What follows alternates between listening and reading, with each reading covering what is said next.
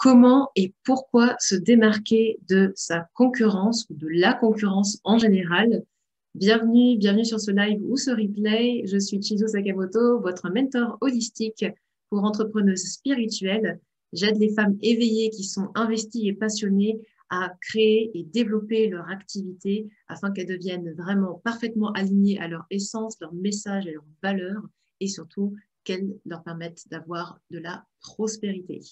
Alors aujourd'hui, on voit comment et pourquoi se démarquer de la concurrence. On va peut-être commencer par le pourquoi, ça va peut-être vous intéresser. Je pense que ce qui est important de rappeler, c'est que lorsque l'on a beaucoup d'offres sur le marché, et là on a un marché du bien-être qui est en plein boom depuis pas mal d'années maintenant, et surtout en ce moment où les gens ont besoin de gérer leur stress, leurs émotions, tout le rapport à eux-mêmes et gagner en conscience et en confiance en eux-mêmes, eh bien, le nombre de personnes qui se lancent en activité du bien-être et tous leurs dérivés est en plein boom. C'est vraiment le métier du futur. On va avoir besoin de beaucoup de coachs de vie, beaucoup de thérapeutes holistiques, beaucoup d'énergéticiens et énergéticiennes. Donc, c'est absolument génial. Oui, mais voilà, qu'est-ce qui se passe lorsque, pouf, pouf, pouf, pouf, pouf, on a plein de personnes ou même d'entreprises en général qui font la même chose. Je mets des guillemets, évidemment, parce que voilà, c'est ça le truc, c'est que le grand public, ce qu'il voit, c'est plein de propositions dans tous les sens qui se ressemblent plus ou moins, c'est le même objectif, avoir moins de stress, avoir plus d'énergie, tatati, tatatou. Bon, bah du coup, comment est-ce qu'on fait notre choix parmi des propositions qui se ressemblent toutes? Eh bien, souvent, le choix le plus simple, ça va être le prix. Donc voilà pourquoi c'est important que tu apprennes à te démarquer en tant qu'entrepreneuse spirituelle, te démarquer de la concurrence, c'est que tu ne veux pas que les gens te choisissent uniquement pour le prix. Si tu as un prix compétitif, ce que tu vas attirer souvent, ce sont des personnes qui ont vu de la lumière, ils ont vu que c'était pas cher, pas beaucoup de risques d'investissement et donc pas forcément besoin non plus de s'impliquer dans le processus d'aller mieux, d'accord? Et du coup, ça fait que tu attires des personnes qui sont pas vraiment en phase avec ce que tu veux vraiment transmettre. Alors peut-être que pour le début, ça te paraît normal parce que tu as besoin de t'entraîner, parce que tu n'es pas encore sûr de tes compétences et que tu as envie d'avoir plus d'assises, etc. Ça peut être une technique, effectivement, de te mettre sur le marché avec des prix cassés. Un des risques justement de ça, de cette manière-là de travailler, et c'est pour ça que les débutants d'entrepreneuriat qui démarrent avec moi, c'est absolument pas ce que je leur conseille. Au contraire, on met en place une stratégie pour qu'elles gagnent en confiance avec certes des testeurs, ce que j'appelle aussi des cobayes, d'accord, mais qu'ensuite elles aillent directement vers une offre de transformation et pas faire le je me brade, j'attire des personnes qui sont pas alignées et puis du coup je doute, je suis pas sûre de mon positionnement, finalement ce que je fais ça correspond à tout le monde et puis du coup en fait je suis encore plus perdue qu'au début parce que je ne sais pas qui sont mes clients de cœur, je ne sais pas quoi raconter dans mes posts, je ne sais pas raconter quoi que ce soit sur mes réseaux sociaux ni sur mon site internet. Bref, cette technique de faire petit dès le début et d'essaimer avec le prix, ça crée encore plus de chaos et d'incertitude. Dis-moi ça en commentaire si tu es d'accord avec moi ou pas. Moi, je suis aussi ouverte aux personnes qui peuvent me dire, voilà, moi j'ai commencé comme ça, puis j'ai incrémenté au fur et à mesure et tout va bien pour moi. Parfait, je suis super contente pour toi d'avance. Déjà, essaye de te reconnecter à vraiment qui tu es. Je dis essaye parce que pour le coup, tu n'as pas besoin de te reconnecter à parfaitement qui tu es, etc. Ça, c'est pareil, c'est une illusion qu'on a. Il faut absolument que je me connaisse parfaitement, que je sois irréprochable, que je n'ai plus aucune blessure en moi, sinon je ne pourrais jamais me lancer dans l'entrepreneuriat où au bout d'un moment, je me sens tellement illégitime parce que j'ai encore plein de trucs, que je ne sais pas trop, etc., etc. Et ça m'empêche du coup de développer mon activité. Ce que je te propose, c'est surtout de bien comprendre ce que tu apportes aux gens et surtout de, comment dire, accepter, prendre entièrement à corps et à cœur ton histoire. Ton histoire. Le storytelling, le fait de raconter son histoire, ça, c'est un gros facteur de démarcation. Et souvent, l'erreur que vous faites, et particulièrement sur votre site internet, lorsque vous remplissez la page à propos ou lorsque vous vous présentez, vous mettez souvent votre CV. Alors avant, je faisais ça, et puis j'ai fait ci, et puis ça, et puis tel diplôme, et puis tel machin, et puis tel truc, et puis tatatati tatata. Le truc avec ça, c'est que le site internet, il n'est pas fait pour vous présenter comme sur un CV. Votre site internet et tous vos supports de communication, ils sont là pour vous adresser directement à vos clients d'âme. Donc, même à travers des pages à propos, c'est pas vraiment à propos de vous.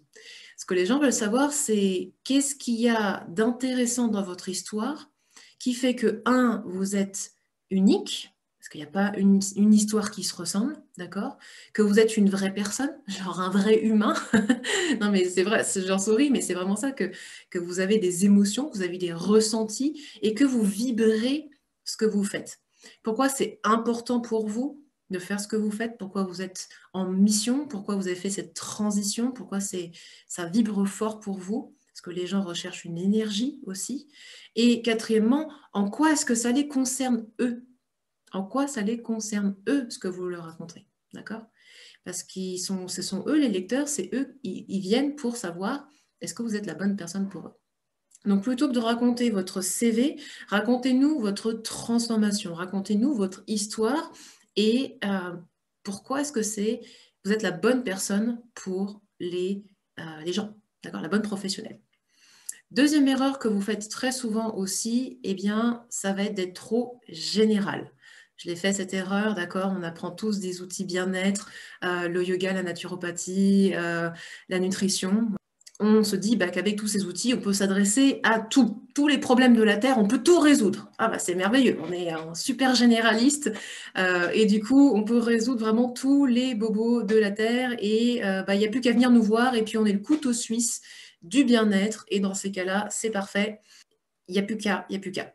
Oui, sauf que ce réflexe-là, ta concurrente qui a fait peut-être la même école que toi, elle l'a aussi. Elle a appris les mêmes choses, elle a utilisé les mêmes outils, elle a la même façon de faire, voire elle a peut-être un outil en plus. Donc toi, tu vas faire quoi? Tu vas faire un diplôme en plus pour être sûr d'avoir 15 diplômes et d'être encore plus diplômée, encore plus formée et plus compétente dans la généralité? Ou est-ce qu'il vaut mieux pas se spécialiser? Choisir des spots de compétences. Alors là, ça demande à revenir au point numéro 1, de bien se connaître pour savoir finalement quel est ton sweet spot, tu vois, ta zone de génie, le truc où c'est facile pour toi, tu es outillé et tu donnes des résultats aux gens, tu vois, cette synergie-là, cette rencontre, cette zone de rencontre où en fait, tu te sens parfaitement à l'aise et bah, c'est facile en fait de donner des résultats aux gens parce que tu t'éclates, d'accord? C'est comme ça que j'ai déterminé que finalement, j'étais plus dans le mentorat parce qu'en fait, je me suis aperçue que moi-même, en ayant appris cette nouvelle façon de travailler et en ayant bah, forcément fait un x10 dans mes revenus en tant que thérapeute, que bah, je pouvais aider d'autres personnes à faire la même chose. Et puis j'ai guidé, nanana, et puis je commençais c'était super facile pour moi. Et puis les copines et les copines des copines commençaient à avoir des résultats. Et donc je me suis dit, bah, en fait, carrément, je peux utiliser tout ce que je sais en thérapie holistique pour l'inclure dans un accompagnement où tu vas explorer ton toi et développer ton activité. Et bim, c'est comme ça que j'ai bifurqué sur le mentorat en business holistique, en fait. Voilà. Donc toi, c'est quoi? Si tu devais concilier tout ça, ta zone de génie et tout, ce serait quoi ta spécialisation? Tu peux t'occuper peut-être de 2, 3, peut-être maximum 4 profils différents. En général, c'est plutôt un ou deux profils, d'accord? Et ça va faire que ton approche va être unique. Ton histoire et ta spécialisation. Et troisième élément, troisième erreur ou chose vers laquelle tu peux bifurquer, justement, c'est de te projeter avec tes clients d'âme. Les personnes qui viennent pour qui tu es, tu vois, te projeter et ne plus réfléchir uniquement à la consultation unique, mais à un programme d'accompagnement. Alors, peut-être que toi, tu appelles ça le pack de séances, mais tu sais pas trop, tu sais pas trop pourquoi les gens le font, à part pour faire des économies aux clients. Donc, si tu pars sur cette logique-là, tu reviens au point de départ qu'il faut que tu casses tes prix pour que les gens viennent à toi. Et ça, c'est une énergie de manque. C'est un manque de confiance dans le fait qu'il y a l'abondance et que les gens vont venir pour une véritable transformation, que les gens vont venir pour... Parce qu'il y a ce truc, ça ne s'explique pas, tu vois. Ben ça, c'est la véritable magie, c'est la véritable transformation qui se passe lorsque tu fais un coaching transformationnel, lorsque tu fais un accompagnement holistique, lorsque tu fais même une progression énergétique, tu vois. C'est ces personnes-là qui viennent et tu te dis, pouh, ça va être simple de faire numéro 1, je débroussaille, j'élimine tous les trucs pesants, les émotions pesantes, les énergies lourdes, voilà, on fait un gros débroussaillage et puis on commence à refaire le tri, etc. Étape 2, eh bien, du coup, on va continuer à nettoyer et puis on va se reconnecter à ce que l'on est, à son essence, etc. Étape 3, là, on fait un vrai alignement. On explore la zone, justement, la zone de génie de la personne. Et puis, on va lui mettre un peu plus d'énergie pour qu'elle monte en vibration. Voilà, et c'est crescendo comme ça. Et étape 4, et bien là, on canalise ce qu'il lui faut, on travaille sur l'abondance, on fait un taux vibratoire super élevé, on est dans la bonne zone. Et du coup, paf, on lui apprend comment utiliser les énergies universelles, les énergies d'abondance pour qu'elle-même soit actrice de son abondance. Voilà. Bon, bah, je viens de vous décrire en fait le programme énergétique que je faisais à l'époque et je fais toujours du coup en mentoring one-one. Ces 4 étapes-là, elles peuvent être faites en 8 séances, 3 séances, 4 séances. C'est toi qui vois, c'est à toi de bien connaître ton client d'âme. Okay, donc là, ça demande un petit peu d'introspection, de rétrospective de ce que tu as fait. Et ça demande aussi un petit peu de subtilité pour comprendre quel est le meilleur processus de transformation de tes clients. Okay, donc finalement, on s'inclut plus dans une notion de progression que dans une session de pansement. Voilà, je viens de résoudre ce bobo-là, ce bobo-là, ce bobo-là, et puis bah, tu reviens quand tu veux, c'est toi que ça regarde, quoi. Voilà, donc ça va vous démarquer de la concurrence.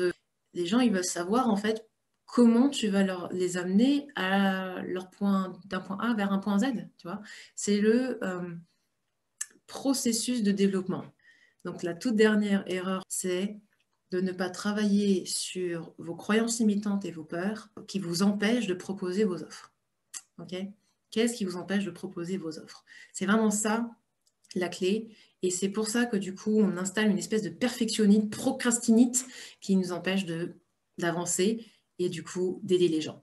Okay, donc voilà, ça c'était mes conseils sur pourquoi et comment se démarquer de la concurrence. Si vous avez aimé cette vidéo, n'hésitez pas à mettre un petit like, à partager avec des personnes autour de vous et pourquoi pas à prendre rendez-vous directement sur le lien qui est en dessous de cette vidéo pour un appel clarté avec moi, un rendez-vous entièrement gratuit où on fait le point sur votre activité, sur ce que vous voulez faire et surtout quelle vision vous avez pour ce monde.